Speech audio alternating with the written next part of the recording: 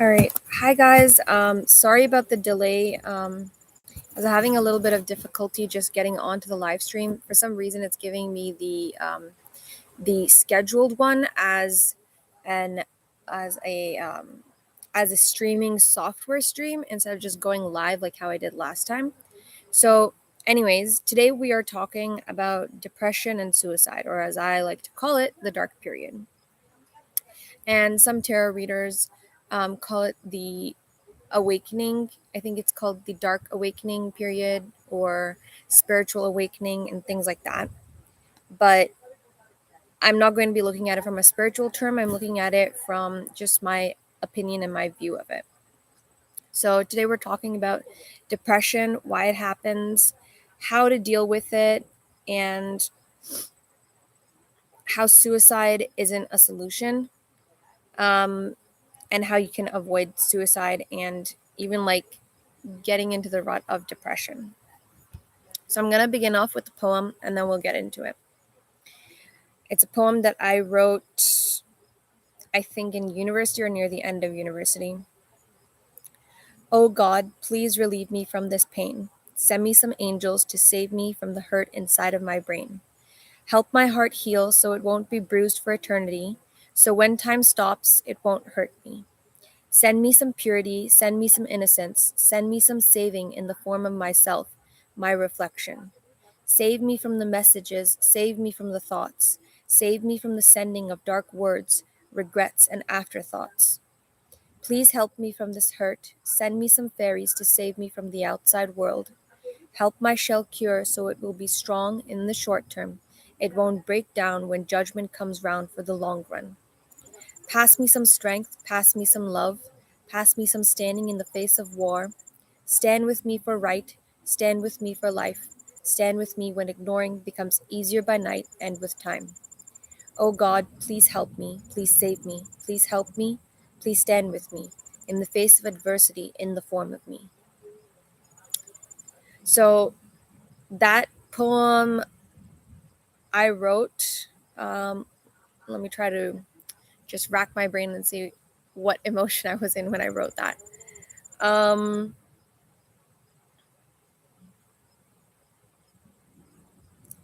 I think I was, I had, I think at this time I wrote this poem because I had just found out that one of my favorite entertainers had passed away. So I wrote one poem. I wrote this poem to kind of get into the flow of things.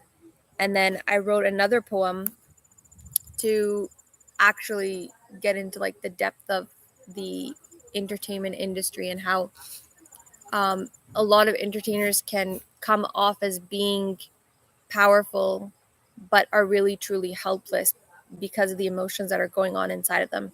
And as the audience, we kind of um, graze by the fact that they are also going through things. And because they're dealing with such powerful people, we kind of make excuses to not help them out.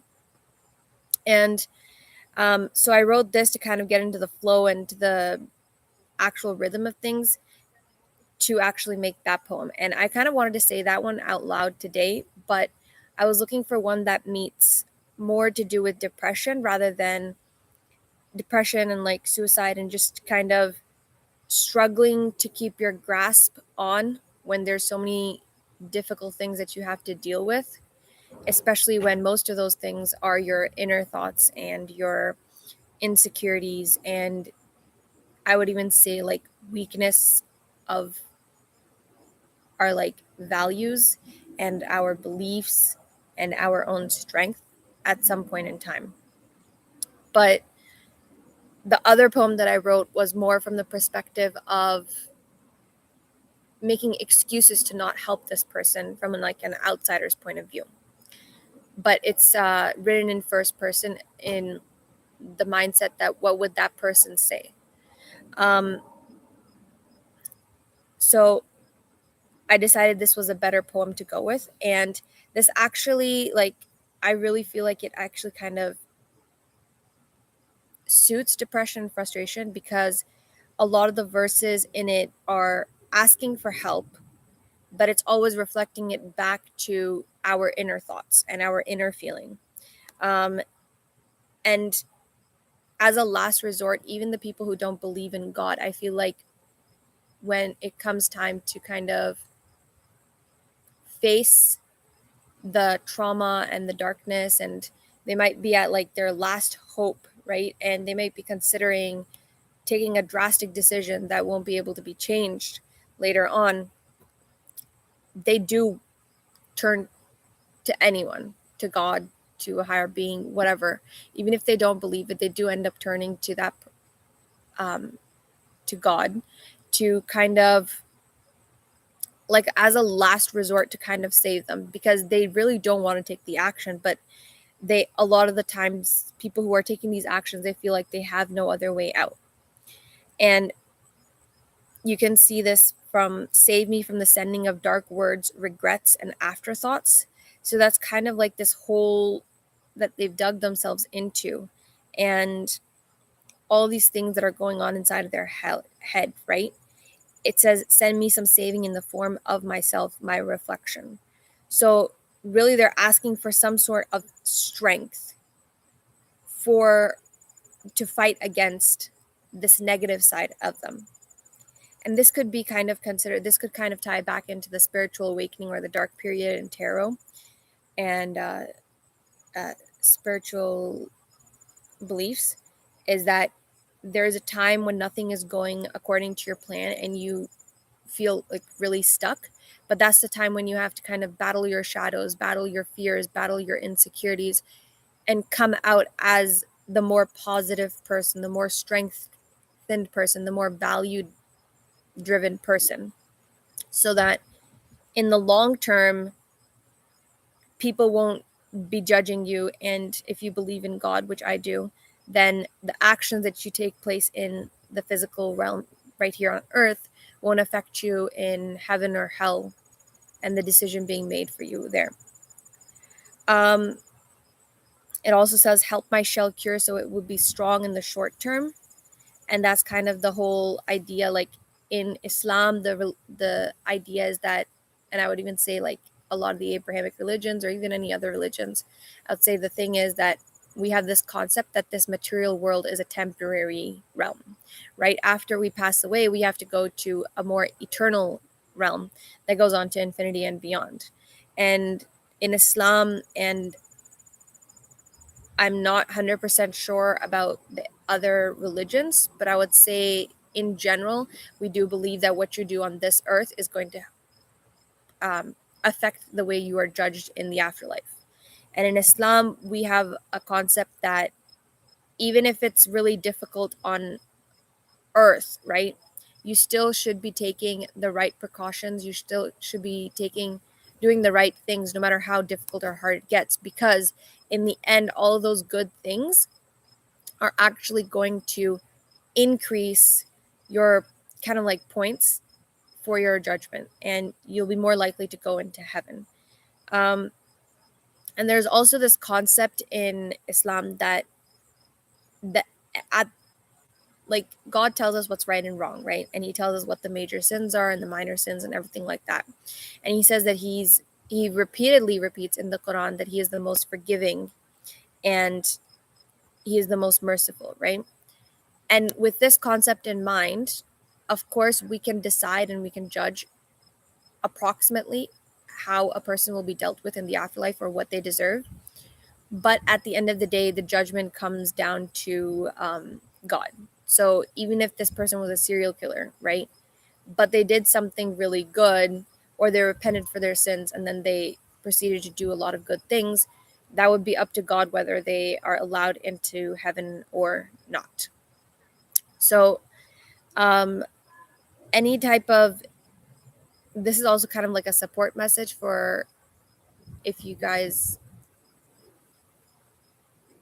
because a lot of people like worry about like, oh, I've done all of this bad stuff in my life, I can't move past that. But this is kind of like a support message that God is the ultimate judger, right? So he is looking at your intention, he's looking at what you are going through, what was happening, he knows everything, right?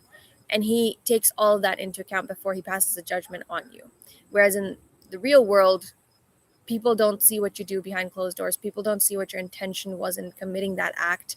People don't know what the situation you're going through is. So they can only judge you based on what they have in front of them or the evidence that they have in front of them.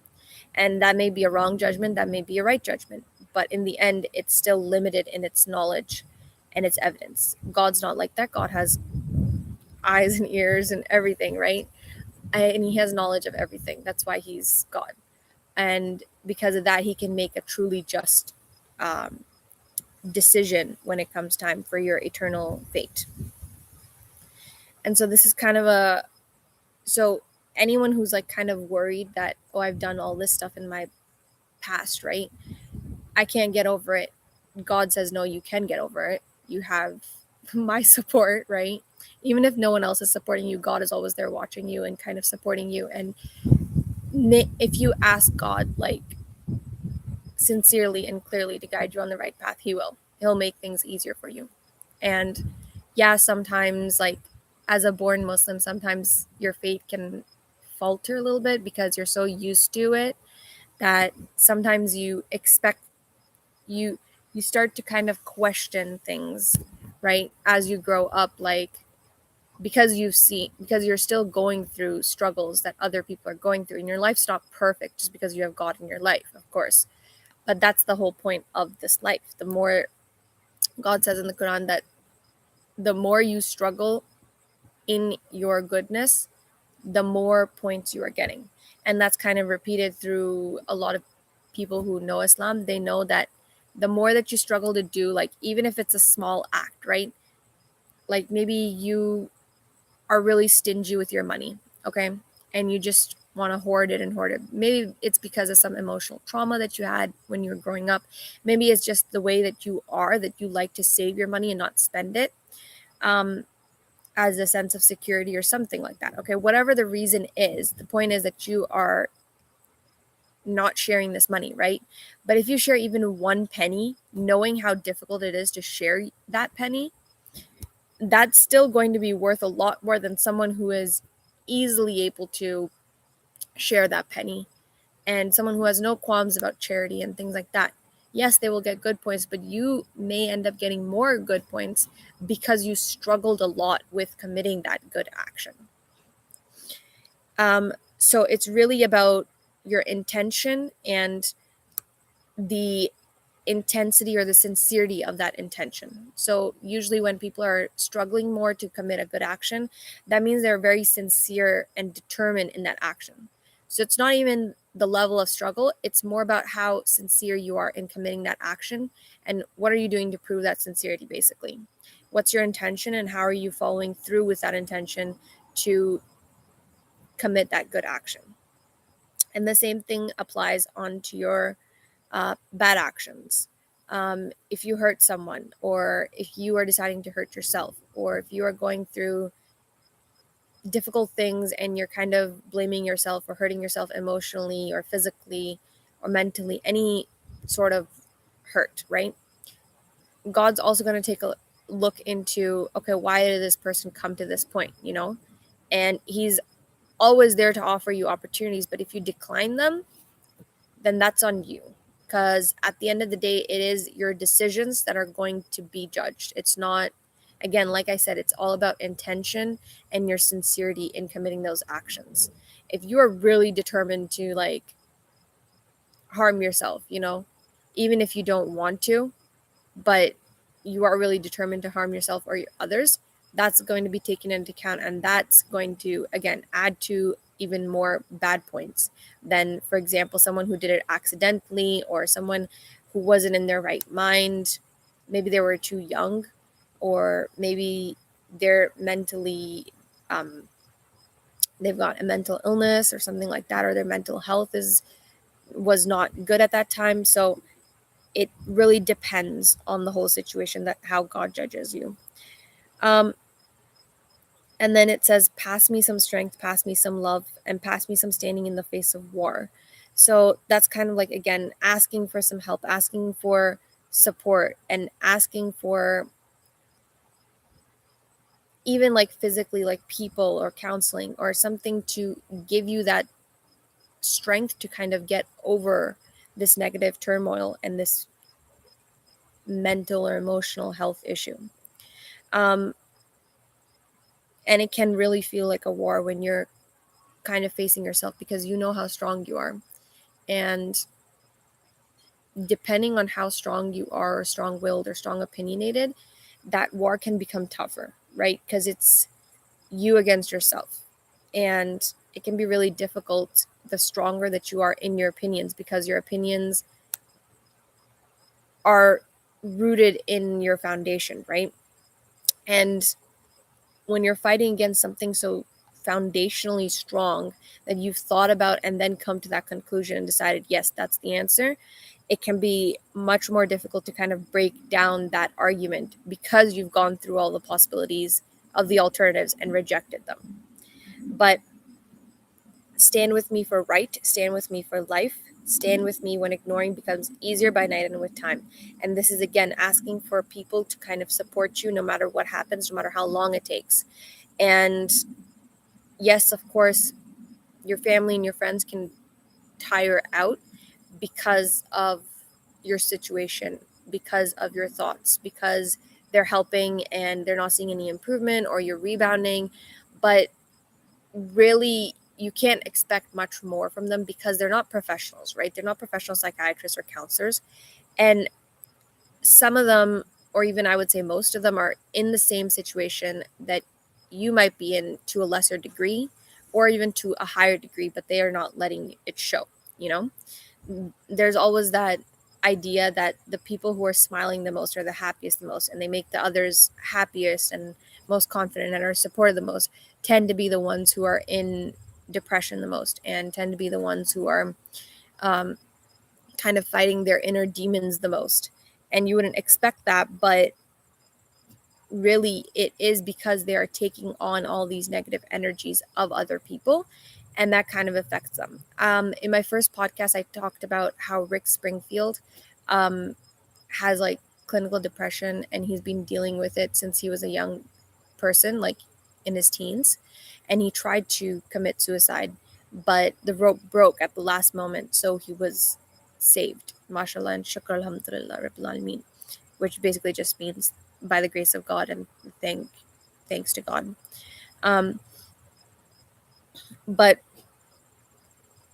this idea that he was talking about, like how people don't expect you to be depressed because you have all these riches and you're successful and you have a girlfriend or a wife or whatever, you have a supporting family, and you're in the best situation that life could possibly give you, right?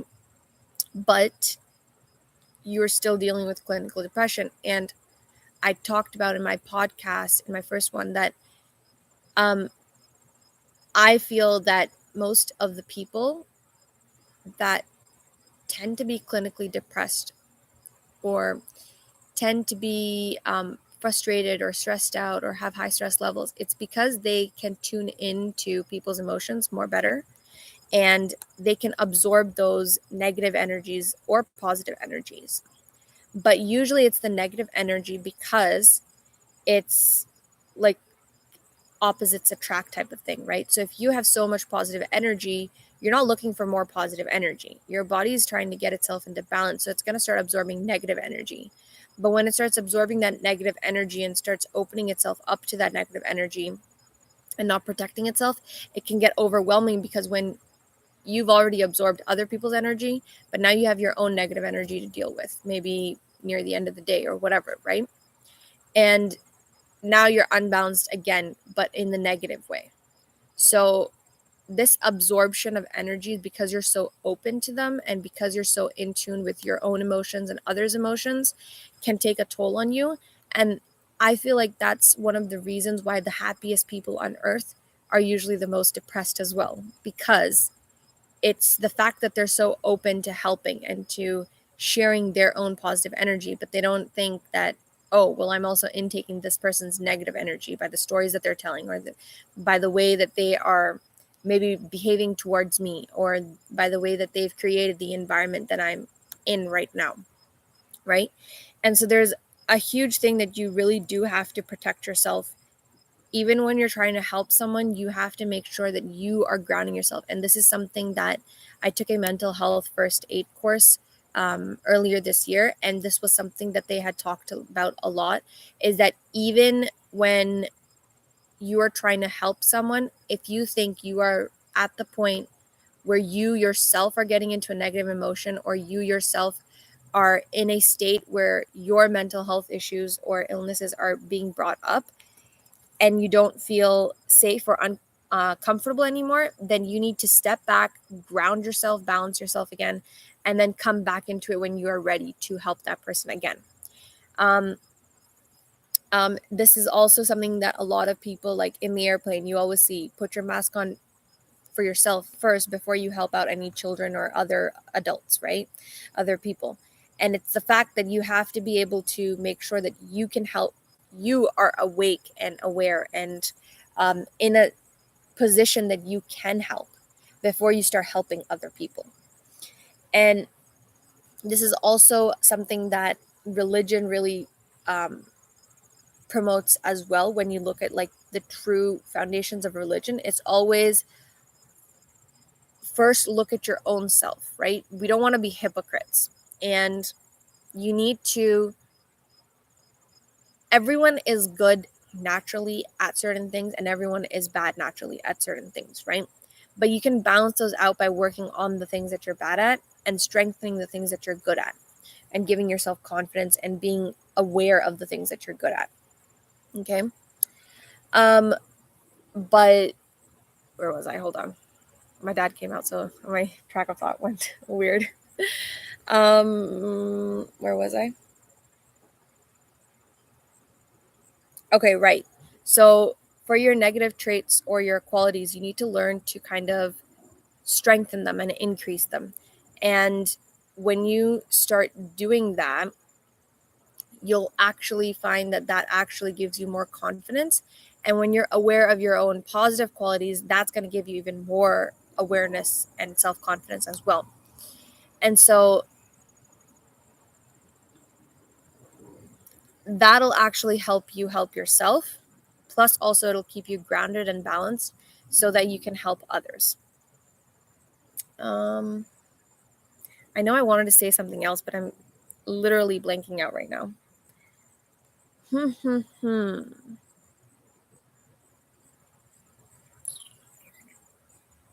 But yeah, you also have to don't over understand others. Okay, don't be like, oh, I understand that you're also going through a tough time, and my behavior or the things that I'm going through can be too much for you. That's good once in a while, but you still need those people there to support you if you don't feel you're strong enough. Okay, you don't want to face this off alone. And um so yeah, so you really need to work on your strengths. Okay, be aware of your strengths and build confidence through that, but also be aware of your weaknesses and your flaws or insecurities and deal with those in a healthy manner. Okay, try to update yourself basically and improve yourself. Don't stay in the stagnant energy and constant downing yourself. And I know that can be difficult, but even like a small task, like maybe you don't feel like getting up on time, right? Even if you get up on time, just like set an alarm, get up on time, even if you just lay in bed for like another hour or 2 hours, whatever, right? As long as you did that one small tiny thing, that's still something that you did. And you can use like reflective journals or journal prompts to kind of get you to kind of start doing this reflective sort of thinking and building up from your inside to the outside. That's what I wanted to say, is that we don't want to be hypocrites when we're trying to help people, right? We want to make sure that we are strong in the area that we are trying to help other people with. And we have to be aware that we are strong in that area. For example, I used to have insecurities, right? About the fact that, oh, like I'm a Gemini, right? But I'm also like, by birth, I'm a very like independent person, and I enjoy going on adventures, and I like learning about new things and seeing like different perspectives and things, thus the channel and the podcast. But I've always had this insecurity that my opinions are unwarranted and that my opinions are too so much against the grain and so like wacky and just unexpected that people are going to judge those opinions, and that's going to reflect on me that, oh, maybe then I'm not thinking of this in the right way. And I was afraid of that. And I was like, because I didn't want to break down my ego, basically, right? Because it would affect my ego and my self respect that I had for myself and the confidence that I had for myself in my opinions.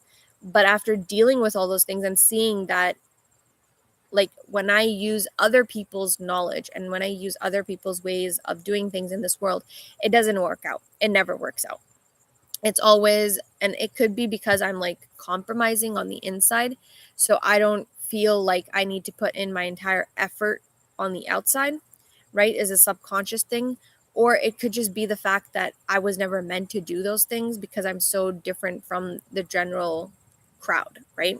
And I've never fit in as a child, even amongst my family. I've been like, I always feel like I'm, obviously all children feel like they're the black sheep of the family, but I wouldn't say that. I would just say that I've never felt like I could build proper relationships or connections that feel comfortable. Like, even when I'm talking with my siblings, even now, like, I still feel uncomfortable sometimes because like the way that I think and communicate is like just so jumpy and flitty from one topic to another, and it's so it you can also call it, I call it witty because I bring in things like from 5 years ago and I'll enter that into the conversation. No one has any idea what I'm talking about, but I do, and I'm laughing by myself. So that can kind of create like a weird tension or like a weird awkwardness in the communication thing. But again, that's all my own perspective, right? I don't know what other people are thinking when they are doing that, when they're looking at me or like experiencing this awkward situation, right? They may not even be thinking about it. They may just be thinking like, oh, how did I not remember this? Or, oh, that's an interesting joke, I should have laughed before, or and now it's too late, whatever, right? So it's all about perspective, and you really have to make sure that you are confident in yourself. And that's why I've opened this channel and this podcast. And the reason that I'm not showing my face is not because I'm not confident in myself. It's because I want to create like an anonymous persona so that I can do things later on in life where, if like, I don't want to like, if because I have like a lot of career interests, but I don't want to be known for those career interests, right? So that's why I'm kind of hiding my face, so that if I do end up going into a different career or trying out different careers, right? I do not want to be like known by face in that career. Okay. That's why the anonymousness and the secrecy of it all. But maybe in the later future, when I'm like done all those careers, or I've stabilized in those careers, or I have to show my face for one of those careers, maybe I might end up showing my face over here too. Okay. But for now, nothing. You guys can create whatever thing in your imagination you want and decide what I look like. Um, but yeah, so that's what it is. And I feel like, so my view of depression is, I always explain this to my family, and this is based on like what I've observed inside my family plus internally as well. I haven't gone through clinical depression, but I've had bouts of depression where I guess you would call them depression because of the way the symptoms were. Like, I was literally so just done with the situation that was happening in the environment that I literally did not even think twice. I was like, I should open this car door and just jump out and die, right? And it's like bouts of it. So it's not something consistent, right? But it's bouts of it because of the way I feel. It's just kind of accumulated little by little until we get to this point where it just cannot be held anymore, and it just comes out in like this one weird random thought, right? And I was shocked. I was like, oh, well, why is it happening? But I was also in like a melancholy mood where I was like, oh, I need to get out of this situation and like I hope like someone comes and rescues me and all that type of stuff, right? And but the thing was that that happened because those thoughts or those emotions have been accumulating for so long, and they end up having to explode at one point or another. It's the same way with like anger. If you don't correct someone's behavior the first time they do it in like a small and gentle manner, right? You're just gonna ignore it and ignore it and ignore it, and you're dealing with it and you're dealing with it and you're dealing with it. But it's staying inside of you. Like all that irritation from those little tiny moments is just building up inside you. And then one day you just explode on them for some random weird reason. Like it doesn't even have to do with what they're doing at that time. You just explode on them, right? And so we don't want to create like negative and unhealthy cycles like that. And that's why your emotions are kind of exploding all of a sudden, or you're being diagnosed with clinical depression, or you're having bouts of depression. And I kind of agree with the people from like the older days where they're like, oh, we didn't have things like depression and like ADHD and all this stuff. And it's like you guys probably did have all that stuff, but it just wasn't as prominent as before, because you guys also were like, you guys had lived in like a very rational and logical manner rather than a very emotional and intuitive manner, which is now what's happening in today's day. So whereas before you had people struggling with these things internally and by themselves, and then either they would end up doing something really harmful like suicide, or harming themselves, or they would end up in a mental hospital because they could not cope anymore, right? um, and neither of those things are the situation that you want to end up in. But nowadays, we're very open with our emotions, we're very in tune with other people's emotions, and I think that creates like a higher like even if we ourselves aren't dealing with negative emotions, we could end up taking on other people's negative emotions because we are so open and we are unprotected, right? On the other, like when people were like in the older days, right? Like maybe 50s, 60s, whatever, right? People weren't so open with their emotions, but that also kind of protected them as well. So they weren't taking on anyone else's negative emotions. They were just dealing with their own negative emotions. Unless you happen to be one of those interesting, open, emotional people. And then obviously then you would end up, that's also why you kind of see like entertainers and actors and actresses and those types of people committing suicide more than models do. And models may be self-harming, we don't know, but back in that time, like you're, as a model, I don't think you would be harming your body because your body was literally like that is your job, right? So I don't think models may have been like mentally strained, but you almost never hear about like the models from like the 50s or 60s committing suicide or going through depression or eating disorders or anything like that. That started all happening in like the 90s and the 2000s, or like, yeah, even in the 90s to like some extent, I would say like it wasn't that big of a deal, like eating disorders and all that stuff. But it started becoming more as we started moving into the 2000s, and this whole glamorous, luxurious facade of a world, right? Of like all these rich men, rich women, and um, doing your own thing and being independent, going to the big city and living in the lights and the luxury and the money. And I think that's when it started happening, is that you start getting this culture of insecurity and body image issues and self-esteem issues. And that's reflected also in the society when you start brainwashing them into thinking that, like I said in the last podcast, that when you start brainwashing your kids into thinking that these are your role models, or that's just a an like a predisposition that people have to look up to people that are in their vicinity, like on a magazine or on a billboard or whatever, to look up to them as role models because they don't have those role models at home, or their parents aren't being responsible towards them and making sure that their children have a healthy mindset physically, mentally, and emotionally. But that's where like So there was like this and I think that's because models tend to stay more reserved as well. Even when they're doing the model photo shoot, right? They're not supposed to show their emotions on the photo shoot. Like, yeah, Victoria's Secret's model, like that, their whole concept is fun and like a concert, right, for clothes. But in normal modeling, you're not supposed to show emotion because the emotion on your face will distract from the actual clothes, right?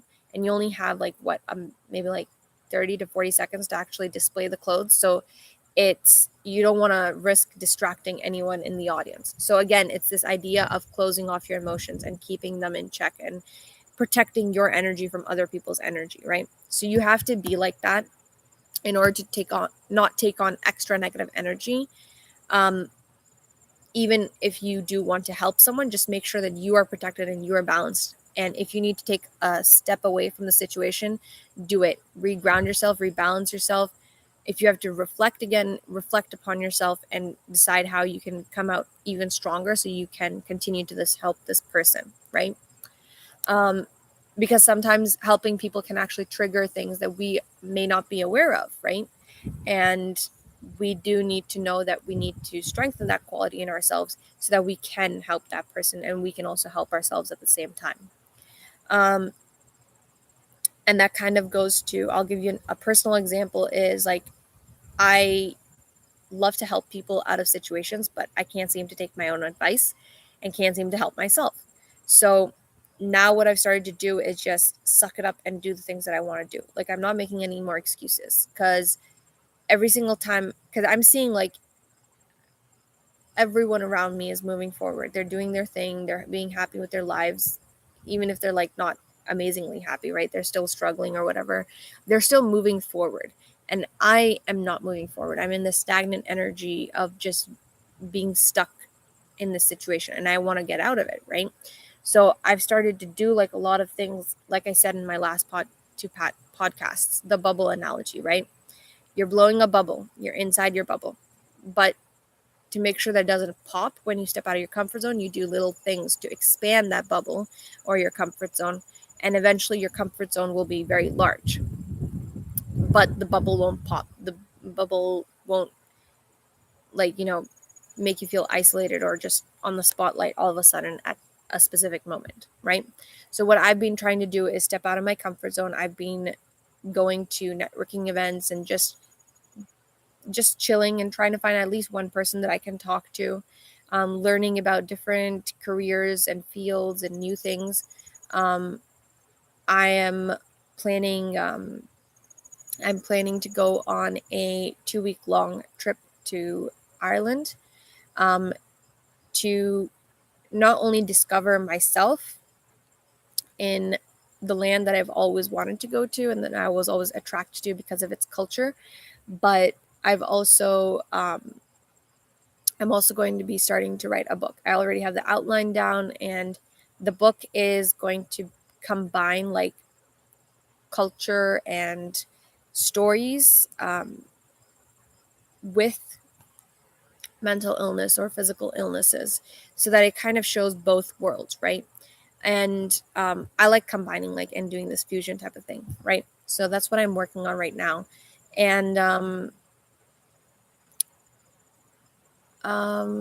I've opened this podcast to kind of rant and explain my opinions about the social issues and kind of provide a new perspective to um, people. Maybe it's the same perspective that you guys have always been thinking of, and maybe you just never had anyone to confirm the perspective. And that can also be reassuring when you find people that have gone through the same thing and say, yeah, they do believe in this thing or that thing, because it helps you fit in, right? It makes you feel comfortable that, okay, these people, I can talk to these people about this because, there isn't that risk of they're going to make fun of me, or there isn't that risk of um, basically being outcasted or not being understood and all that stuff.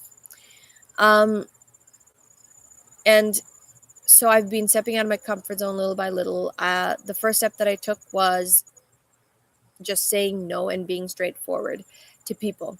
I have this very people pleasing personality, but I'm also very blunt and straightforward. And I believe in the right thing, doing the right thing always. And there have been some like big moments in my life from direct family members or like family members that are related directly but aren't direct family members, like not a sibling or like a mom and dad, but like an aunt or an uncle. And I've seen like the how they react and how they've treated me and my family, and then also other people, like the things that they've said and treated us.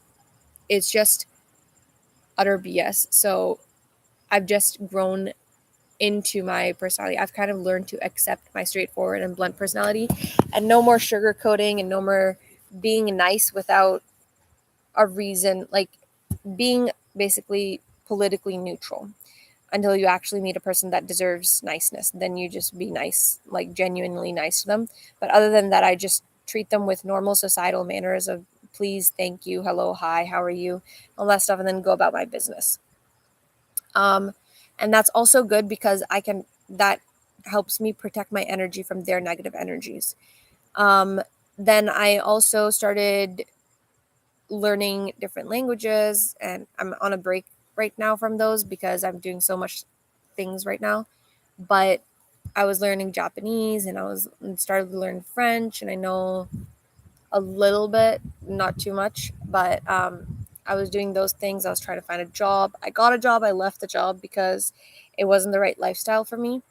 And I also did, like I said, a mental health first aid course. I did a leadership in like education fields course, which I can kind of use that information for leadership in general. And that's also something you guys should do as well, is to take the things that you've learned and generalize them. So if you learn something in science class, right? Generalize it and expand it to the rest of your life. Don't think that this piece of information can be just used only for science. And there's also kind of like a study tip. This is how I used to study in university is I would, if I learned something in this class, I would relate it back to another class. And sometimes I could create analogies using something from a completely different subject and using it to understand a new subject. Okay? So think of life in a holistic manner and link things up. Find the patterns in life and link them up. Do not just look at life as a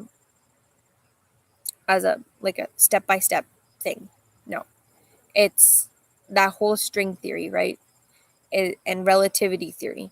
It depends on you, and it depends on how you perceive things, and it depends on whether you are aware of the patterns and the things that are going on around you and how you kind of collaborate them all into helping you learn and grow.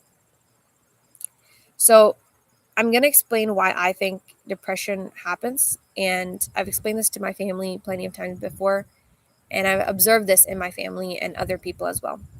Um, so I always think that depression starts off from frustration. So frustration is like something happened in your day and you were frustrated by it, right? Because it made you angry, it upset you, it made you uncomfortable, whatever it was. But you had a very intense emotional reaction to that thing, a negative emotional reaction to that thing. And you know that you can't solve it, or you didn't end up solving it, right? So that frustration is still kind of there. You know how people say, like, when you're studying and you're stuck on a problem, right? Just go for a walk and then come back to it, and then you can solve it like almost immediately, right? It's the same concept. If you are frustrated with something and you show an intense negative reaction to something, but then you don't end up solving whatever that problem is, whatever caused that negative reaction, and you walk away from it and just ignore it, your mind is literally thinking, oh, I haven't solved that problem yet, right? And it's going to keep that problem there and keep on working on it. And that's going to lead to even more frustration. And that can eventually become stress. So you had an intense reaction to something, you didn't solve the problem. It's going on in the back of your mind, and it's just like the frustration with not being able to solve that problem just keeps building up and up and up, and that leads to stress levels. That leads to high stress levels. And when you have high stress levels, you're constantly reacting to different things in negative ways. And it doesn't necessarily even have to be something super big. It could be something small, but then that's just adding more negative emotions like guilt and regret and feeling uncomfortable with your own self, lacking confidence in yourself, and being insecure about yourself and your emotions and everything like that. So now you've got more problems that are unsolved because now you're like, oh, it was just a one time thing, right? I just exploded at her because I was frustrated with my situation or I was stressed out, and I won't do it again. But you don't apologize to that person. You don't try to be like, okay, well, why did I explode on her or him for that reason? Like, I could have just told them calmly, and I could have just walked away from the situation, calmed myself down, and then explained to them better, or like anything other reason, whatever it is. But the point is that you didn't deal with it in a good manner, and now that's another problem that's kind of being ignored or looming in the back of your head, and that's going to lead to even more high stress levels. And when all these problems keep on compiling and none of them are being solved, your brain is obviously going to be in this state of mind that this problem's not getting solved. This problem's not getting solved. We're not going anywhere. We're stuck. We're stuck. We're stuck. And that, I think, leads to depression. And I always think of depression as sadness in like a very heightened manner.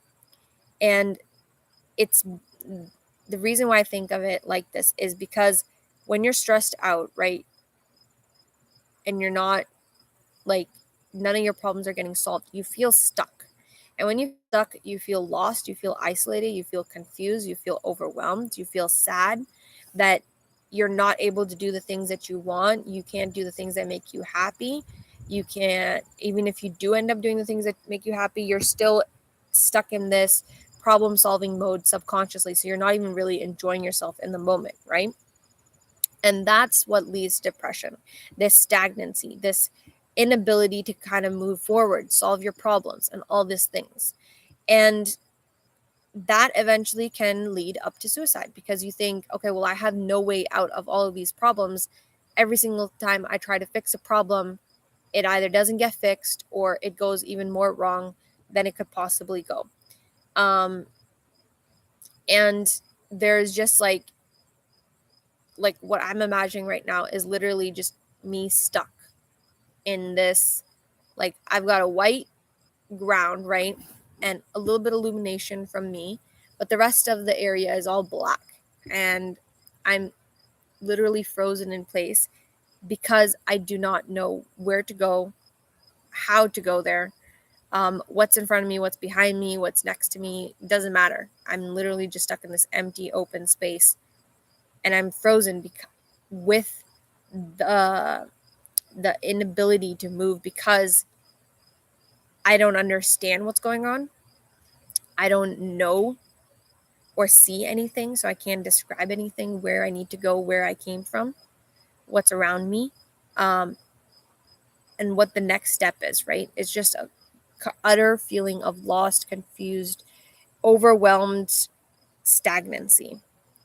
And that is why I'm not going to say all people, but I feel like that is the general reason why most people will end up committing suicide is because they do not find a way out of these things that they're dealing with, whether that's emotions, whether that's your environment, whether that's people that you're meeting or dealing with on a daily basis, whether it's your job, whatever it is, you're not dealing with it, right? And that can leave you with only one option, which is to get rid of yourself, right? Because you've tried getting rid of the problem sometimes and it doesn't work, right? It just repeats again. But then you think, okay, well, what's the other side of this equation? Well, that's me. If I'm not here, then these problems won't be here. And that's backwards thinking. That's a toxic cycle. That's, again, that's reflecting others' negative energies and emotions onto yourself, absorbing those things, and thinking that there is no way out of a situation. And like I said, if you ask with intent, with sincerity, then people will help you. God will help you. And there will be ways that you will see if you start observing and reflecting, you will see new ways, better ways, more healthier ways of dealing with the situation. But again, like I said, you have to step out of your comfort zone little by little. You cannot just make a big decision because that bubble will pop, right? Have you ever tried blowing a bubble like super large? It pops with like a lot of air all at once. It pops, but if you blow into it slowly and gently, it starts expanding and it can turn into a very big bubble. Same thing happens here. Don't deal with your problems in like a big, huge, grand gesture type of way. Try to make small changes in your life, okay? And when you start making those small changes, right, and you protect yourself from negative energies and emotions, you will end up moving forward and you will end up moving into a better place and finding an actual healthy solution. Because you are going to be expanding your own comfort zone. You are going to be having more self confidence in yourself. You're going to feel more free and you're going to feel more able to do things comfortably, and that bubble of comfort zone won't pop because it will be so large and you're doing it gently and slowly, so it's just expanding rather than being pressured, yeah. And the way to deal with it is, like I said, you have to deal with the problems, because if you don't deal with the problems, and that's what psychologists and counselors help you do, basically they just help you talk about whatever you want to talk about, right? And that's number one, that's acknowledgement of the problem. So you're releasing the problem and the negative emotions and energies that are inside of you. And you're talking about them, you're acknowledging them, that yes, this is the problem that I have. Number two, they'll help you with coping mechanisms. And sometimes it can be enabling mechanisms, like I don't believe in prescription drugs for people who don't need them.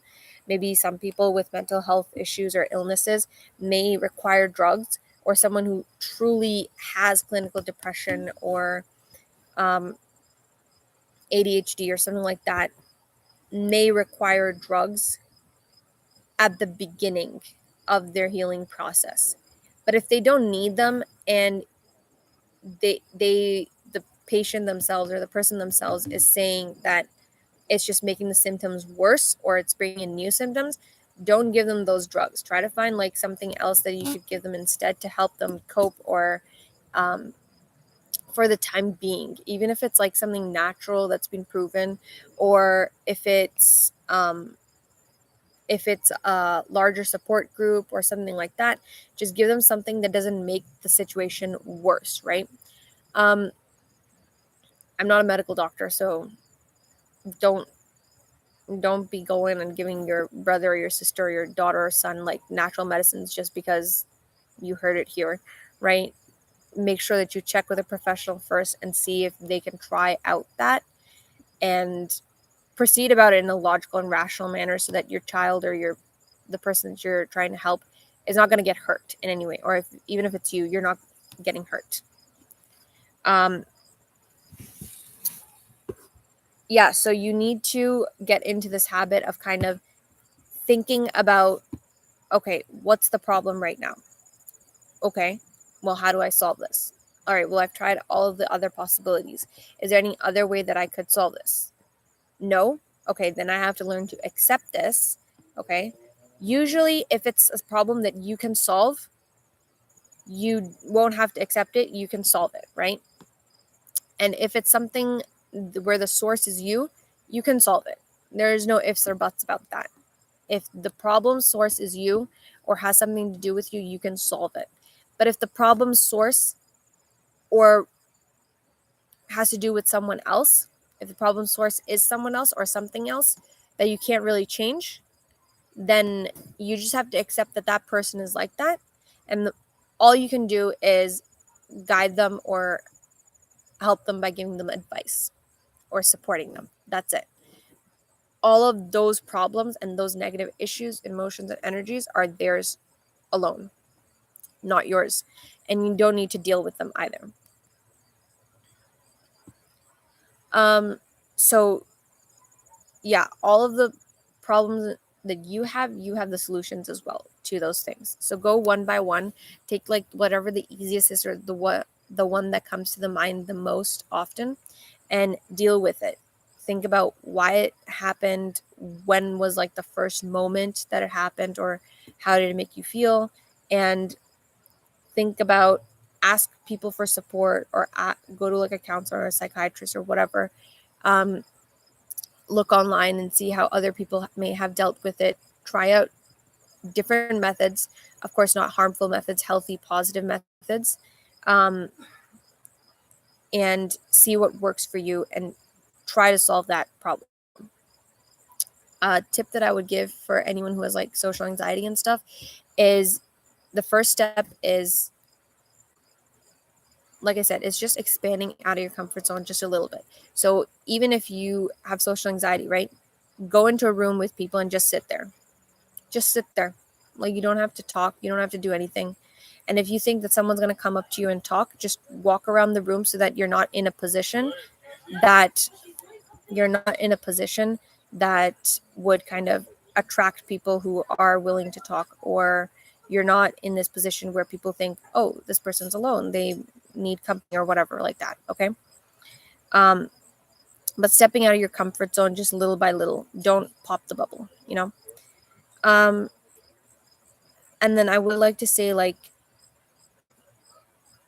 you, just to end all of this, is that you need to not avoid your fears and obstacles. Okay. So no matter how tough the problem is, get help with supportive people, supportive family or friends. Talk to a counselor or a psychiatrist if you don't have those family and friends.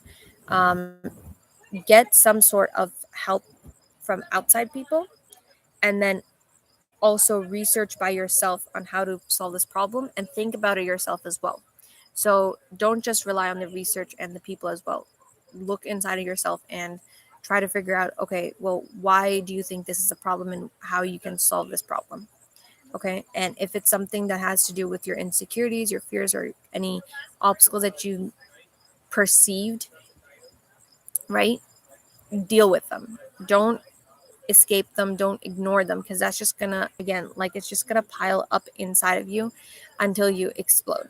And we don't want to get to the end result of explosion, because that could be suicide, that could be a mental health illness, that could be relying on drugs for the rest of your life because you have clinical depression or whatnot.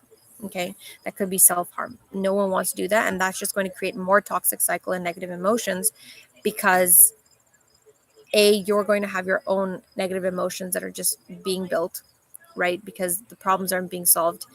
You're going to have your own internal emotions because your body and your mind realize that this is not a healthy way to solve a problem, and it's not good what you're doing. So it's another problem that's on your mind now, and more negative emotions reacting to that problem.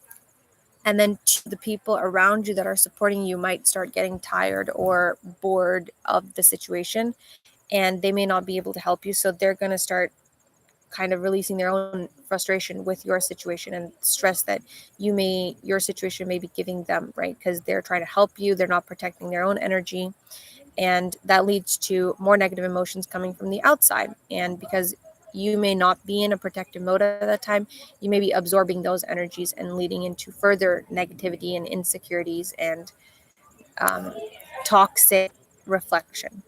Um, and yeah, so face your fears, step out of your comfort zone by expanding the bubble slowly, by like the smallest thing that you can think of, and deal with your emotions in a healthy and positive manner, reflect upon them, and decide the who, what, where, when, and why, and what of it.